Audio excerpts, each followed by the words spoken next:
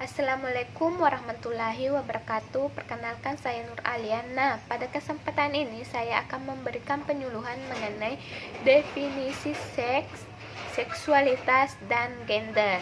Yang pertama yaitu pengertian dan definisi seks. Yang pertama, pengertian seks.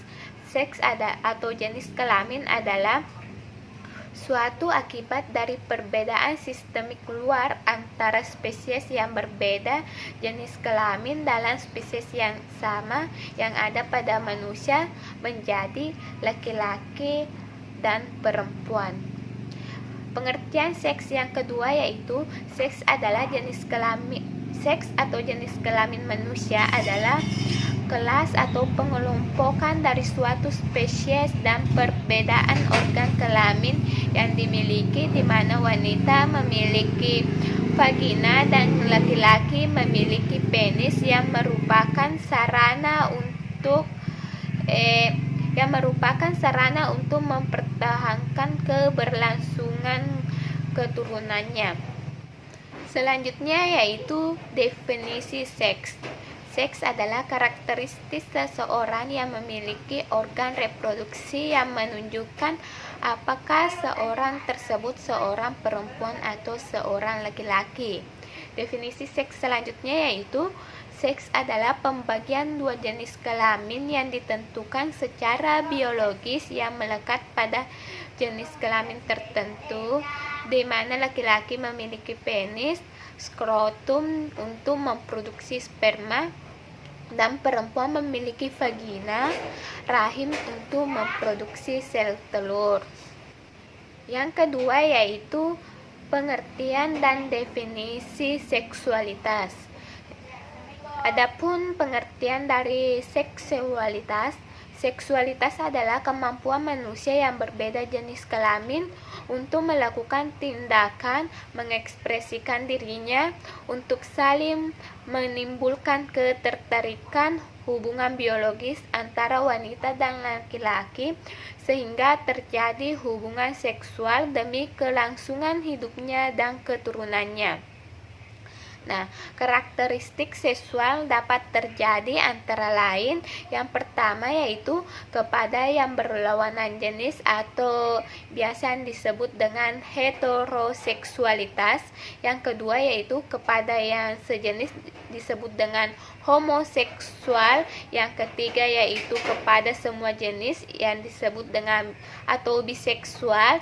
Dan yang keempat yaitu tidak tertarik sama sekali atau aseksualitas. Adapun definisi dari seksualitas atau jenis kelamin adalah karakteristik biologis anatomis atau khususnya sistem reproduksi dan hormonal, diikuti dengan karakteristik tubuh yang menentukan seseorang dan laki-laki atau perempuan menurut Depkes RI tahun 2002. Yang ketiga yaitu pengertian dan definisi gender. Nah, adapun pengertian gender menurut WHO, gender merupakan seperangkat peran, perilaku, kegiatan, dan atribut yang dianggap layak bagi laki-laki dan perempuan yang dikonstruksi secara sosial dalam suatu masyarakat. Nah, definisi gender sendiri, gender adalah pembagian peran sosial di mana peran laki-laki dan perempuan sebagai hasil konstruksi sosial yang dapat berubah atau diubah sesuai perubahan zaman. Peran dan kedudukan seseorang yang dikonstruksikan oleh masyarakat dan budaya karena seseorang lahir sebagai laki-laki atau perempuan. Nah, adapun faktor-faktor yang mempengaruhi gender, yang pertama yaitu budaya. Budaya yaitu suatu cara hidup yang berkembang yang dimiliki bersama oleh sebuah kelompok orang dan diwariskan dari generasi ke generasi dari suatu pola hidup.